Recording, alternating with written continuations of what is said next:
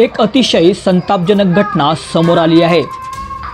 ही घटना पाहिल्यानंतर तुम्हालाही धक्काच बसेल। आपल्या चुकांवर पांघरून घालणारी, आपल्याला उभं राहण्यासाठी बळ देणाऱ्या आईची तुलना कोणासोबतही होऊ शकत नाही। सोशल मीडियावर दररोज आई आणि मुलाच्या नात्याचे अनेक व्हिडिओ व्हायरल होत असतात। त्यातील काही व्हिडिओ आपल्या मनात घर करून राहतात, तर काही अशा वेळच्या घटना समोर येतात की त्यावर विश्वास ठेवणंही कठीण होतं। सध्या अशीच एक संतापजनक घटना समोर आलेली आहे। आई आपल्या लेकरासाठी खूप कबाड कष्ट करीत असते, पण तीच आई मुलाच्या जीवावर उठली तर काय, असा प्रश्न उपस्थित होत आहे। अशाच एका क्रूर आईचा व्हिडिओ सध्या सोशल मीडियावर व्हायरल होत आहे। हा व्हिडिओ पाहण्याआधी आर्य मराठी न्यूज चॅनलला जरूर सबस्क्राईब करा। या आईने आपल्या बाळाला इतका त्रास दिला जितका कोणी सावत्र आई देखील देणार नाही। या महिलेनं आपल्या 10 महिन्याच्या बाळाला रडतंय म्हणून आधी मारलं आणि मग त्याच्या तोंडात मिरचीची पावडर घातली। ही हृदय पिळवटून टाकणारी घटना उत्तर प्रदेशमध्ये घडलेली आहे।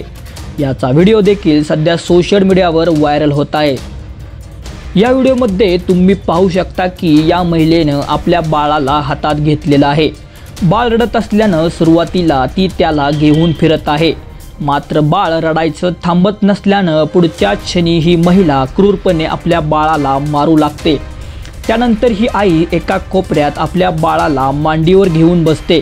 तिथे देखील बाळ रडत असतं, म्हणून ही महिला पुन्हा त्याला मारते आणि हा व्हिडिओ पाहून तुम्हाला अंगावर काटाच येईल। उत्तर प्रदेशातील बहराईमध्ये सरकारी शिक्षक असलेल्या मदनपूरच्या खेरवा येथील सत्येंद्र कुमारने 2 वर्षापूर्वी श्वेता गौतम हिच्याशी लग्न केलं होतं। लग्नानंतर 10 महिन्यांनी त्यांची मुलगी शान्वी हिचा जन्म झाला। पण सत्येंद्र सांगतात की मुलीच्या जन्मापासूनच श्वेताचा स्वभाव चांगला नव्हता। तिनं आपल्या मुलीला ओझं मानलेलं होतं। मुलगी जेव्हा कधी रडायची तेव्हा श्वेता चिडायची आणि तिला मारण्याचा प्रयत्न करायची।